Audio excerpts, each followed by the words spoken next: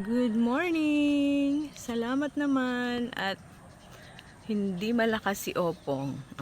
Pero kahit hindi malakas, tingnan nyo naman ang aming mga saging. Pinaghandaan. Kaya mabuti na lang hindi sila na-damage.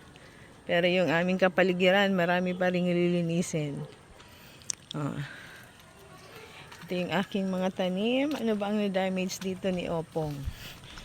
Yan. Oo. Ay, nako, ito palang kayang patumbahin ni Opong. Ang aking okra at saka talong. Yan. Humangin naman po siya kaninang mga madaling araw. Pero mahina lang. Kasi tingnan nyo naman, walang gaanong damage sa aking mga tanim dito sa rooftop. Buti na lang. Ay, eto nahila yung aking ampalaya. Sayang.